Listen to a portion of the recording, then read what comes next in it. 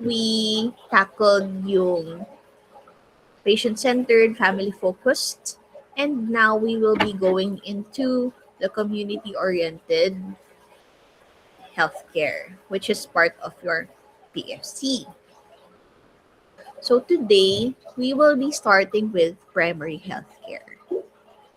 So this lecture is based on a lecture by Dr. Nanette Cruz. So most of the slides are from her lecture previously, pero we tweaked it a bit to fit our current year and current lecture. So of course, here are the objectives of our lecture. So we will review the concept of primary health care, understand the examples of PHC, learn the functions of health systems, understand what makes health systems good and equitable, and understand the current health system in the Philippines.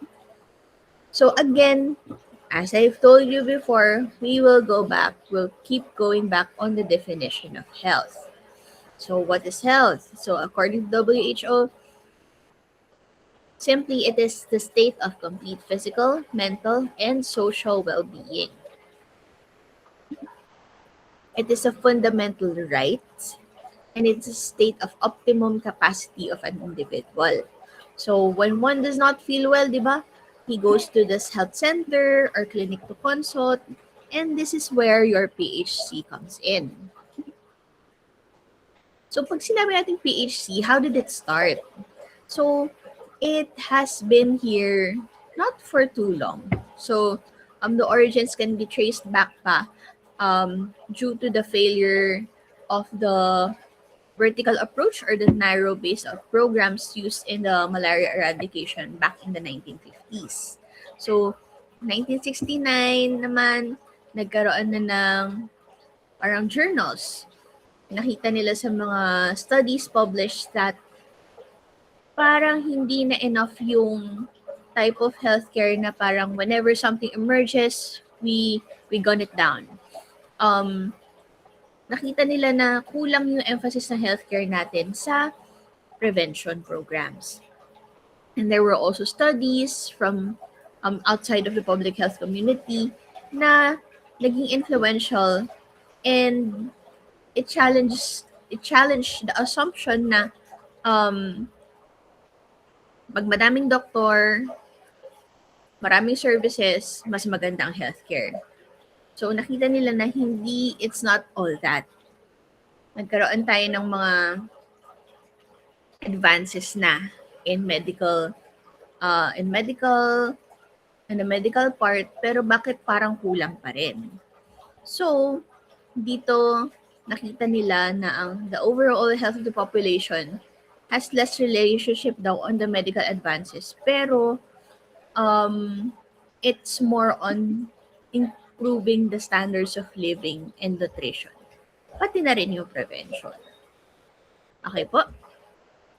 Okay pa so far? Medyo na-follow nyo ba? So this is just a run-through of the kwento of how primary healthcare came to be. So hindi pa siya ganun katanda. So about 1950, so about the age of our parents, mga nun pa lang eh. Yung pumutok yung issue about the malaria and the problems with malaria.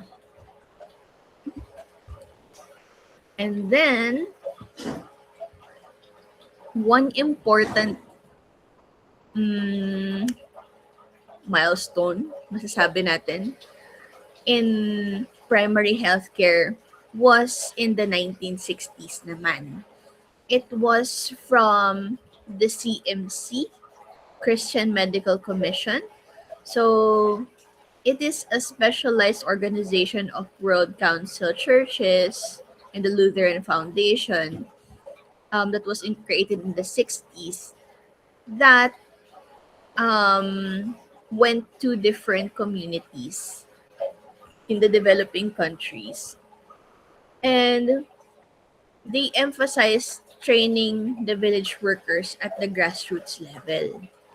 So doon, they were able to see na ang importance ng healthcare na malapit sa mga tao.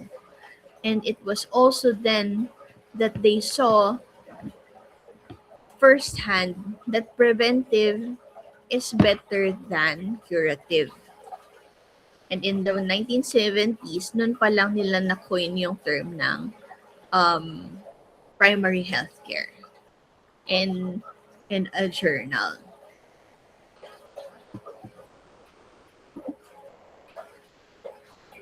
Another landmark event naman in primary healthcare was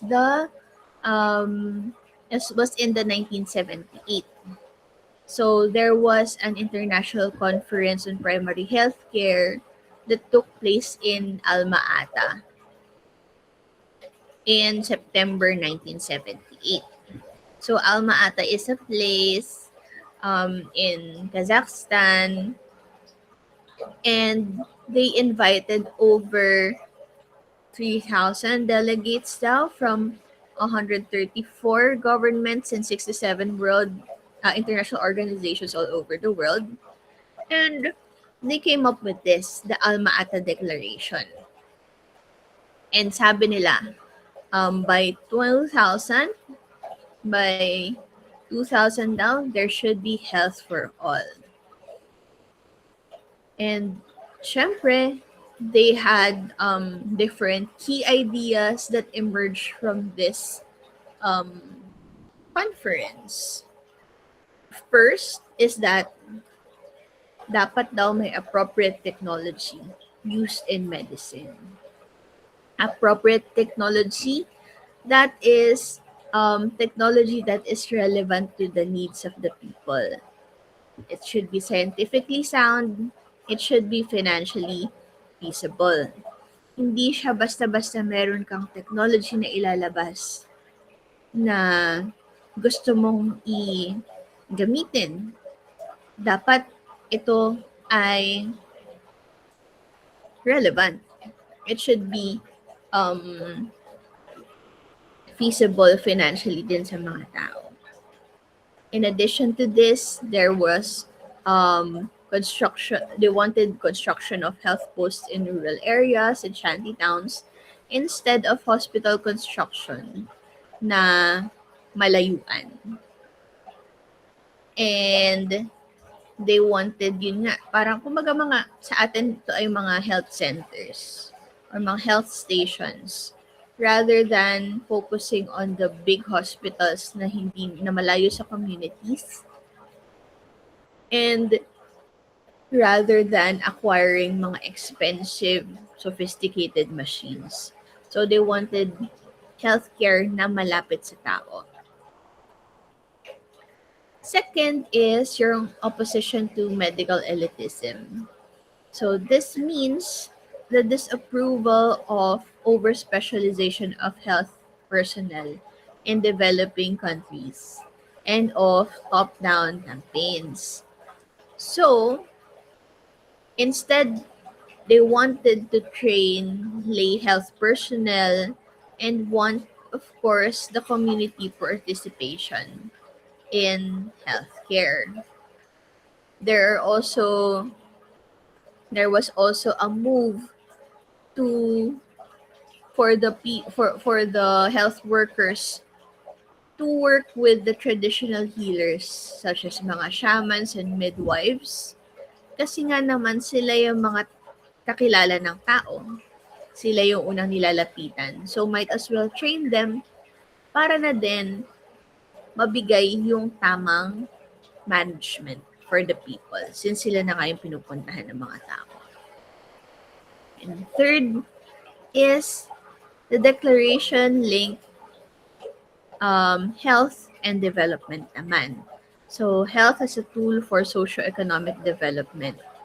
Health work was perceived not as an isolated and short-lived intervention, but as a process of improving the life conditions, the living conditions. So that's the Declaration of Alma Ata, and that's a summary of the key ideas that were developed during that time. That was the 1978. So, kumusta ba tayo ngayon? So, dito sa Philippines, it was around 1979 that the primary healthcare approach was adopted here. So, kung mapapansin nyo, our country, before the implementation of PHC, the health systems were largely fragmented. So, there is inequity in health. It was felt, and there were, syempre, efforts exerted to increase healthcare services at that point. So, when they adopted it in the 1970s up to the present, um, we can say na the implementation of primary healthcare, parang iba-iba siya. Parang iba-iba yung naging approach depende on the governance that's happening. Depende kung sino ang nakaupo. So parang PHC here, parang it kind of comes and goes. Depende sa focus ng government. So, when it was implemented here back in the 1970s, they tried to use the best practices from other countries. Pero syempre, here in the Philippines, we have a lot of parang kumbaga personal limiting factors natin, such as yung geographic factors. That's number one. Some countries, pwedeng mga katulad ating developing country that had best practices that we can apply. Pero given na tayo ay nasa different islands, we have a lot of mountains na mahirap ma-reach na healthcare. That's very much a limiting factor. As you can see here in the picture, at this point, meron pa rin daw.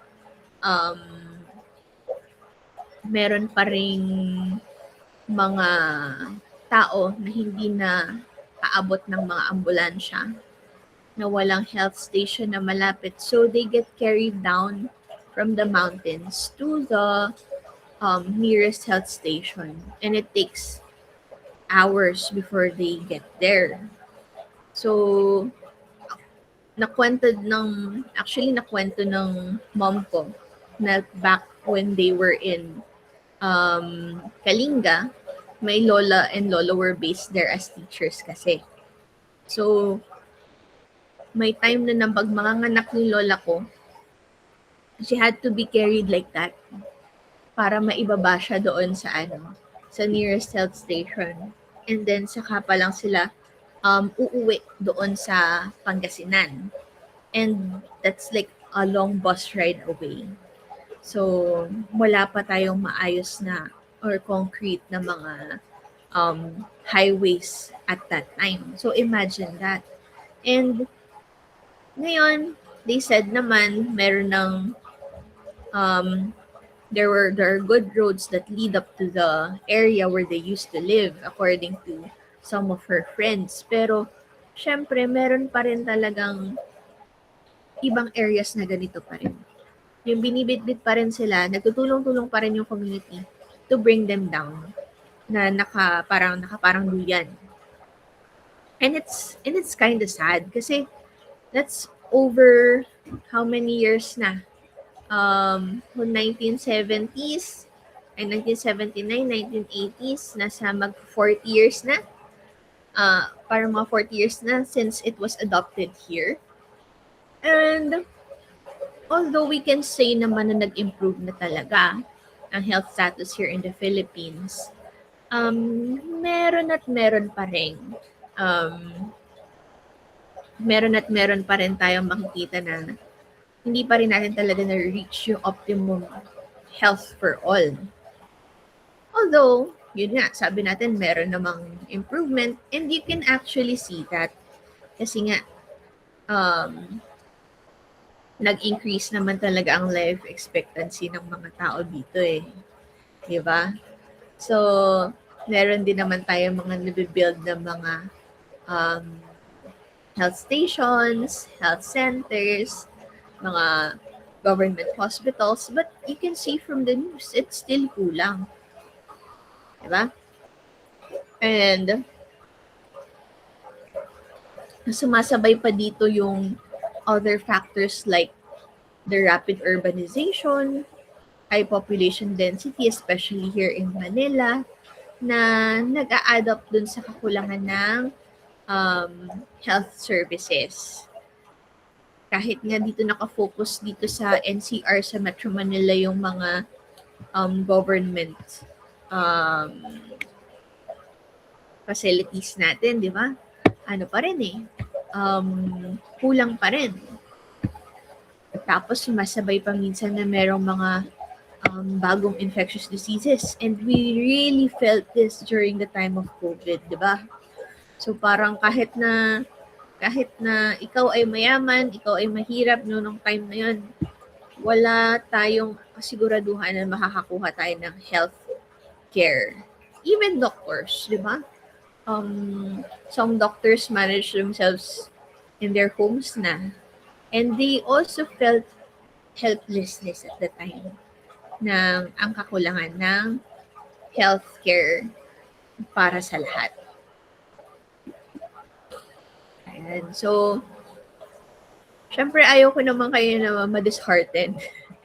wag naman din tayong ma-dishearten doon sa mga pangyayari niyan. Because syempre, we are always trying to improve.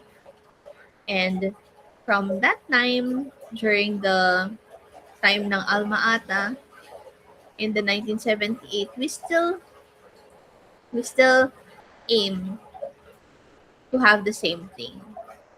And if we're going to define primary healthcare based on what was convened upon there, sabi nga dito, it is essential healthcare based on practical, scientifically sound and socially acceptable methods and technology, made universally accessible to individuals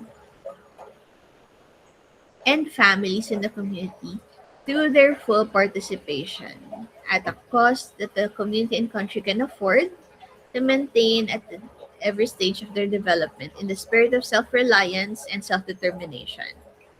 So,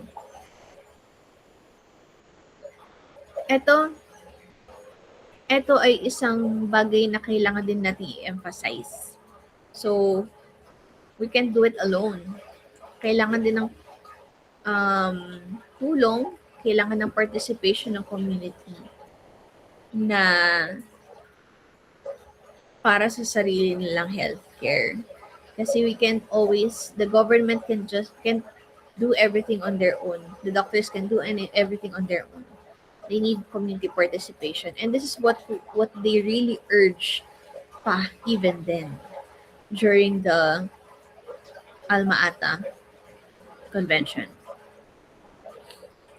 So here are the different elements of primary healthcare. So first, education about problems and solutions. So that's very important. That's number one. If a community does not know what's going on, they don't know what to do, they wouldn't know how to solve their problems and come up with solutions. Kasi nga, kailangan nila din ng participation nila eh. We can just keep giving and giving. Next is locally endemic diseases, prevention and control. We emphasize again on the prevention, not just curative. Next is essential drugs provision, maternal and child health care, expanded immunization against major infectious diseases, nutrition and adequate food supply, treatment of common diseases and injuries, and basic sanitation and adequate supply of safe water. So kung mapapansin nyo, ito yung mga bagay na these are the basic things, basic needs that we need in our community for us to thrive. And here, your primary healthcare, of course, promotes self-reliance and participation of residents in the community. So they are included in the planning, organization, implementation, and control and evaluation. So every part of um, the process, dapat nandun ang community. Nandun sila. And again, kailangan ng participation for them to be self-reliant. And next, sino ba ang part ng healthcare team mo as in primary healthcare? So again, we said kanina, di ba? Hindi lang the nurses, the physicians, the midwives, the auxiliaries, the community workers, sinama din nila dito yung traditional practitioners. Kasi nga naman, not everyone wants to approach the healthcare workers. Minsan, it's parang natatakot sila lumapit doon sa mga doktor kasi nga daw pag nagpa-check up na sila, malalaman nila na may sakit sila, pupunta na lang sila sa traditional practitioners. So, kaya sinama nga sila din, as we said earlier. Because it's better to train these people who usually get the first touch in the community para they will be able to still get the healthcare that they need. And maging open sila ang mga practitioners na ito as well as the people to seek healthcare, especially when it's really needed. So here are the principles included in the primary healthcare. So first is your equitable distribution. So equitable distribution meaning healthcare services must be shared equally by all people irrespective yan of their ability to pay. The rich or the poor, whether rural or urban yan, they must have access to healthcare services. A lot of people are living in the rural areas, but as we can see, the proportion of the healthcare services is inversely proportionate. So, a lot of people are catered only by a few percent of the total health services. In the urban setting naman, there's a lot of urban services. Diba? So, parang meron tayo nung some form of social injustice. Kung saan may nangangailangan, mas maraming nangangailangan, mas konti ang available na resources. Kaya nga, di ba, minsan nagpupunta sila dito. Nakikipagsapalaran sila to Manila whenever they have healthcare needs para lang maka-access na hindi na sana dapat if there are enough healthcare services or parang yes po, may nag-raise po ng hand.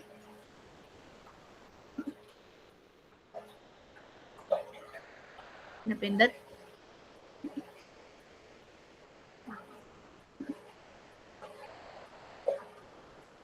So here, the primary healthcare aims to address this imbalance by shifting the center of gravity ng healthcare system natin from the cities to the rural areas and bring these services, of course, as close to the people as possible. Next is your community participation. So, syempre, ito yung in-urge talaga nila. But syempre, there are different types, different levels of participation in the community. So, we have to differentiate that, of course. So, first, yung hospital or clinic-based, ang ang type of participation nila dito is parang guidance na nabibigay ng healthcare team dito is parang very authoritarian. Si community-oriented naman, medyo paternalistic. Si community-based is democratic, and community-managed is very liberal. So, bakit ganun? So, to answer that question, we will look at the guiding principles behind this. So, first, si hospital or clinic-based services, they only cater to those who are sick. And the services here ng primary healthcare is availed only in the hospital premises. Kaya, ang community dito, they're just recipients of the service. Sa community-oriented naman, this is health for the people, and the healthcare services are developed by health professionals that are not residing in the community, but with the people in the community as beneficiaries of the services. Hindi sila masyadong hands-on doon sa decision making, yung mga community people. So community-based naman, it's health with the people. So it's a very supportive approach. So they work together to develop services for the community's health and development. And lastly, community managed is achieved when the community has established their capacity to take care of their own health, to be managers of their own health. So they get to make decisions and develop their own services that benefits them mismo. So each of these levels of participation has different objectives. So, dito sa clinic-based, medyo rigid ang rules nila and statistics-oriented siya. Parang walang masyadong hold ng community dito. Pero they base it on how many patients consulted, ano yung pinaka-common concern ng community, how many admissions were done in the hospital. Sa community-oriented naman, the organization that works in the community does not reside there, as we said earlier. Pero they have developed their own rules and services prior to consulting the community residents. So parang meron lang silang ino-offer. May in-offer na sila. Tapos pili kayo dito kung anong gusto nyo gawin natin. Parang ganun. Sa community-based naman, dito, it's health with the people, as we said earlier. And based on the problems and needs evoked from the community, they make community diagnosis first, do focus group discussions with the barangay officials and block leaders bago magkaroon ng planning and implementation of health programs. So, inatanong natin dito yung mga tao kung ano ba yung kailangan nila. And lastly, ito yung pinaka-goal natin, si community managed primary healthcare. in which the people would formulate services based on their needs. They are already empowered after several trainings and capacity building na makagawa ng sarili nilang programs, makapaggawa ng sariling evaluation, and they consult each other. I mean, the leaders would consult their constituents on their health needs. And we can say here na self-reliant na sila. Okay po? Okay pa so far? Okay pa. So now, who's responsible naman for the health of the people? So here, sa hospital, clinic-based, the doctors, stockholders of the hospital, sila yung um, responsible dito. Sa community-oriented naman, the health professionals, community-based, the community health leaders, workers, barangay officials, are responsible, while sa community managed, everyone in the community is involved.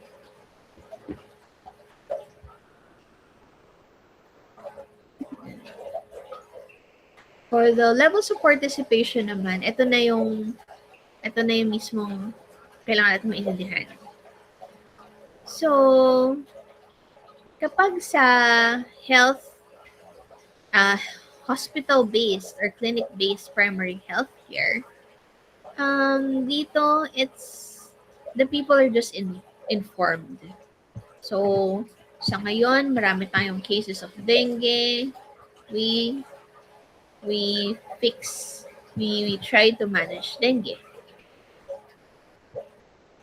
So, sinasabi lang ng hospital kung ano ang services for the community. Tapos, sa community-oriented naman, they get consultations with the community.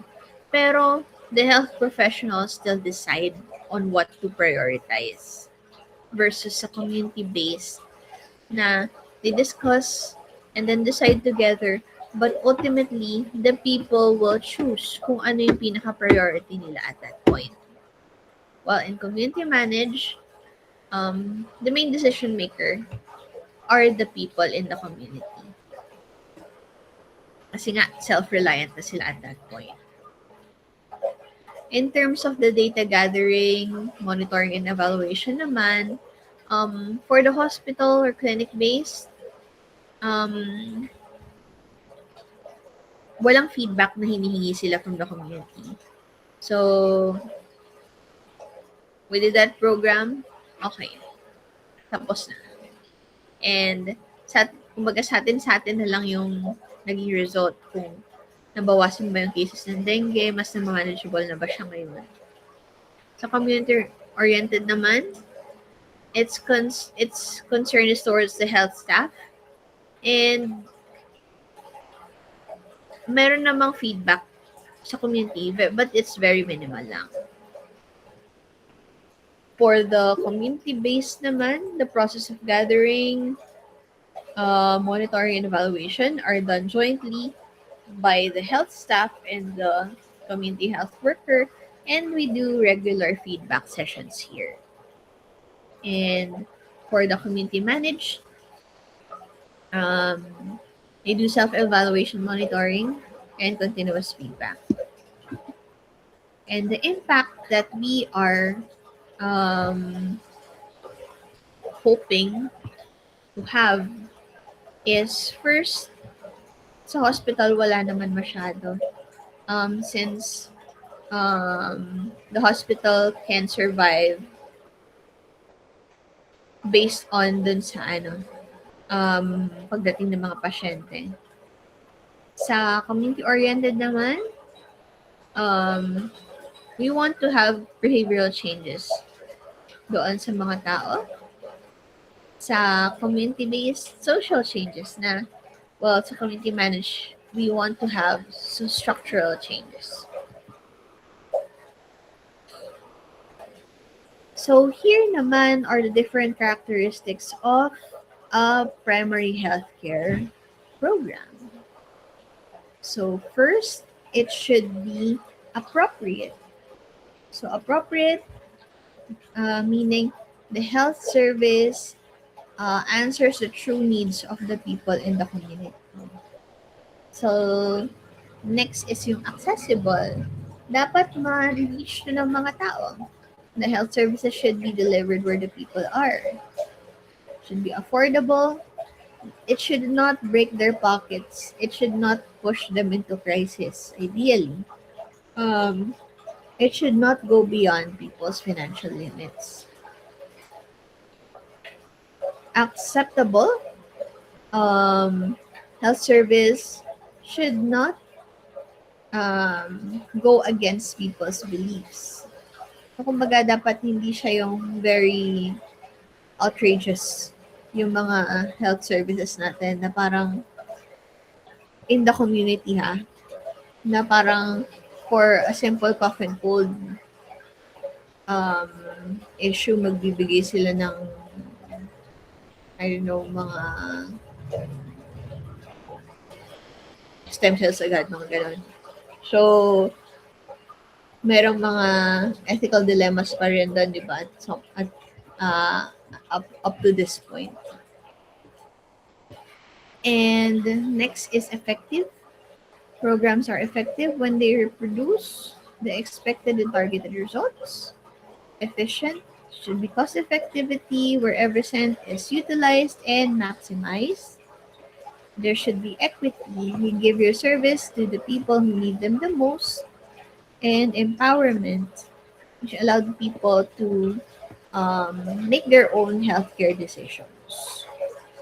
So those are the characteristics of your primary healthcare program. So currently here in the Philippines, yes, it is being implemented, but as we said earlier, depende sa priority ng government natin, doon nagbabago yung kung paano sumusulong ang primary healthcare. So, it also differs between the LGUs. So, thankfully here in our city, medyo madami tayong available na health stations near the people. Every barangay has its own health station. Pero it could be that there's some lapse in the education part. Kasi nga, whenever people think of healthcare, ang naiisip nila agad is kung kailangan nila ng consult, they don't go to the health center, they go to the hospital. Parang medyo nagiging underutilized ang ating mga healthcare services because people are not well informed. And it could also be because initially pa lang medyo fragmented na talaga yung healthcare system natin. And then there's discrepancy na between the private and government services, which we will be tackling in the next sessions.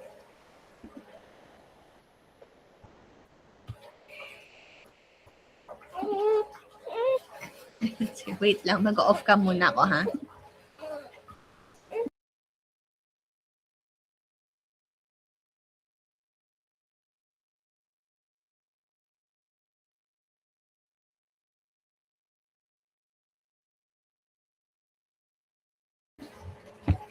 Ayan, magle-lecture na daw siya. Hindi ko daw siya ginising for the session. Ayan, so, kumusta na ba tayo ngayon dito sa ang primary healthcare so far? So, from the time ng Alma Ata Declaration, nagkaroon sila ng follow-up meeting, kumbaga, or follow-up conference, which is, ito na yung Declaration of Astana, ang nagawa nila during that next convention. So, it was some form of like a feedback session and an update on what our new goals will be. So 40 years on, almost half of the world population pa rin lacks access to the essential health services. And 100 million people are pushed into poverty because of catastrophic health expenditure each year. On the other hand, meron naman din tayong konting progress. Over the past 40 years, life expectancy has increased, maternal mortality and child mortality are halved, and we have turned the tide on HIV. Meron na tayong way to control the progression. Malaria deaths have been cut into half. We can list a lot of successes here, but progress has been a bit uneven and there's still health for some. And at this point, nandito pa rin tayo sa focus on treatment rather than prevention. So, the vision now ng Astana is that the governments and societies that prioritize, promote, and protect people's health well-being at population and individual levels through health systems. So, dapat si government will lead the the promotion and protection ng well-being and health ng mga tao.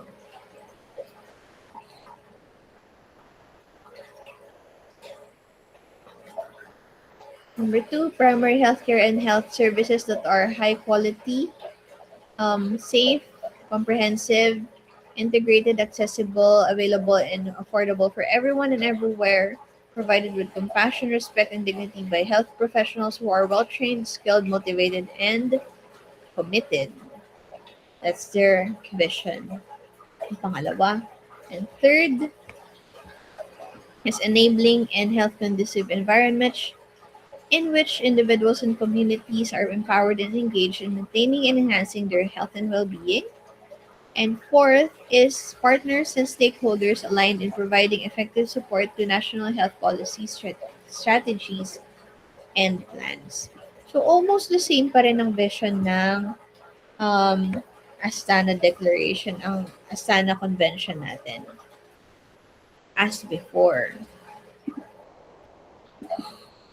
Pero this, ang medyo kaiba dito is the declaration recognizes that there is an increasing importance of communicable diseases, including mental health issues, injuries, and health impacts of climate change.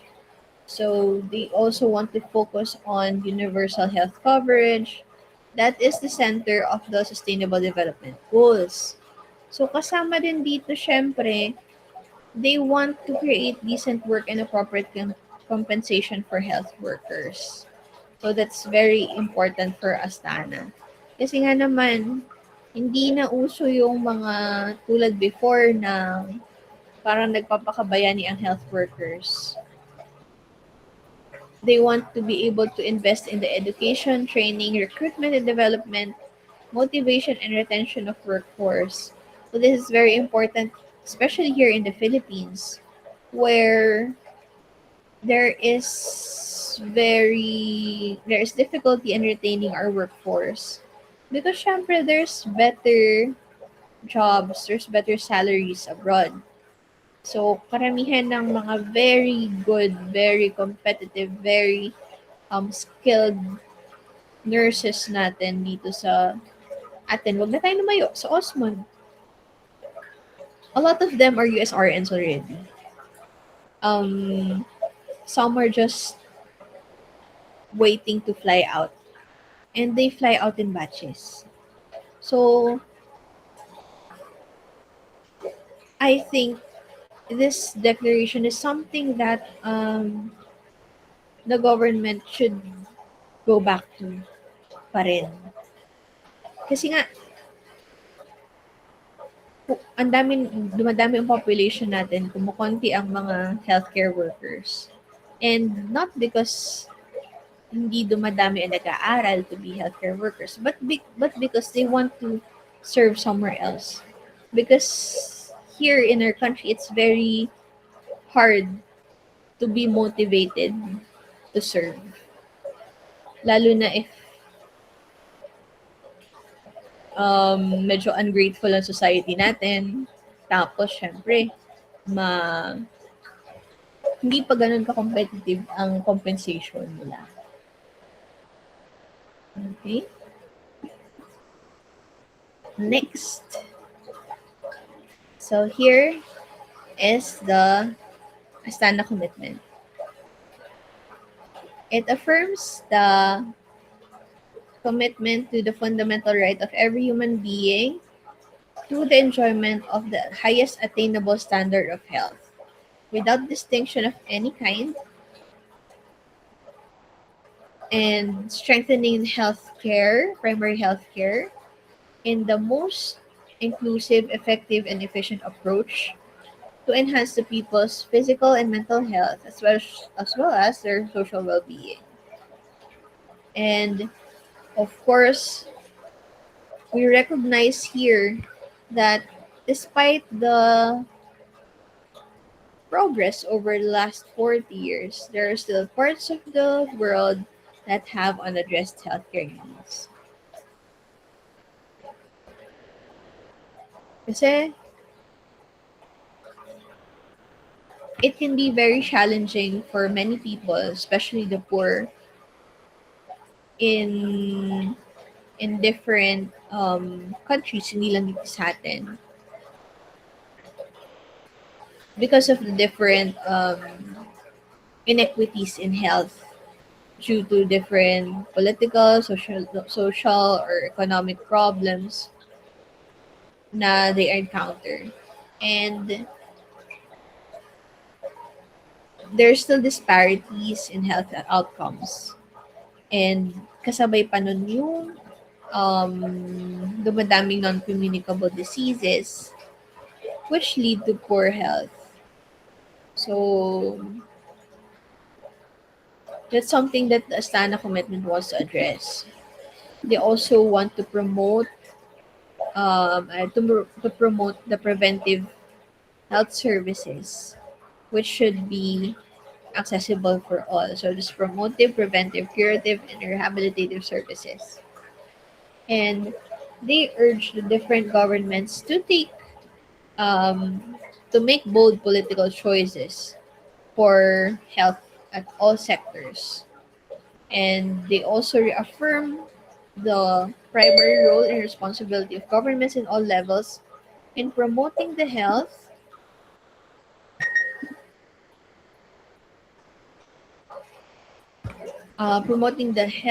and the right of everyone to attain the best standard of health.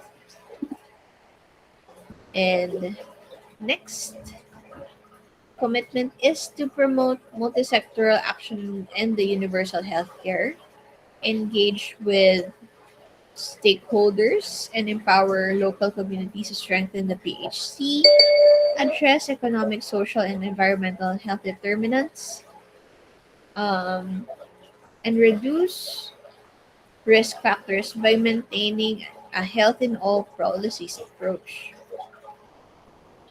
You also want to build sustainable primary health care, enhance the capacity and infrastructure for primary care, prioritize essential health functions in disease prevention and health promotion, and of course, have comprehensive preventive, promotive, curative, and rehabilitative and palliative care approaches.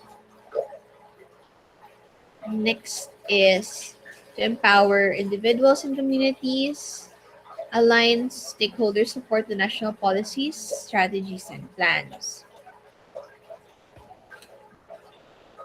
So here, as you can see, hindi lang din siya simply a government problem.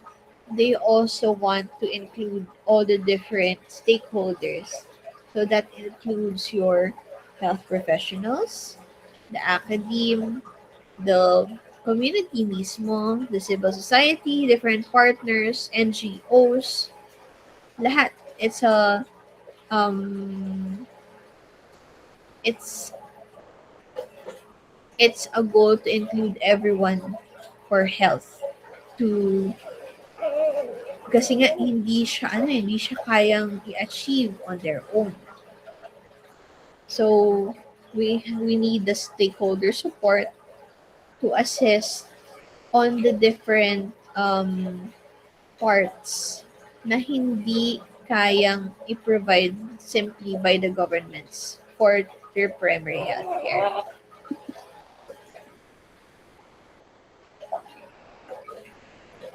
So here, sabi natin, the success of primary healthcare will be driven by knowledge and capacity building, the human resources for health, technology, and financing. And here, in closing, this is the highlights of the declaration, of the Astana Declaration. So we will act on this declaration in solidarity and coordination between governments, the WHO and United Nations Children's Fund, and other stakeholders. All people, countries, and organizations are encouraged to support this movement. Countries will periodically review and implement the implementation of this declaration in cooperation with stakeholders. And their goal, of course, is to achieve well-being for all, leaving no one behind. So here, kita natin na primary healthcare, not just in our country, is still a work in progress. It still um, it still needs the support from the different organizations. It still needs the support of the stakeholders and the people mismo. And we still continue to review the implementation of this declaration, and hopefully by the next time the world convenes, we will see um, tangible results. We will see improvement na talaga, not just some pwede na improvements ng primary healthcare.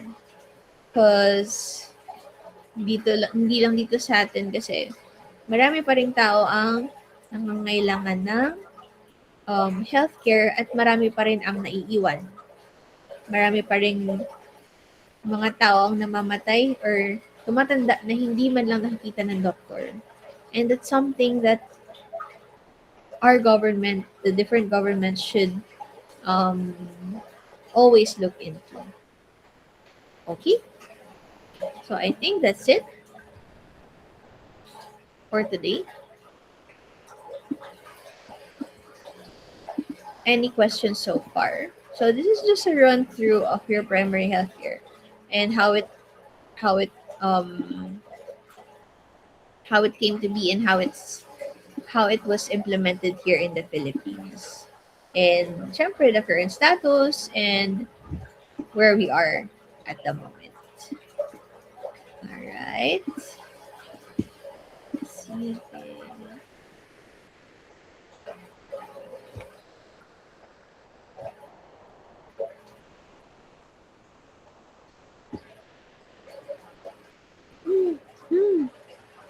So, kung wala na po tayong questions, we will document our lecture na.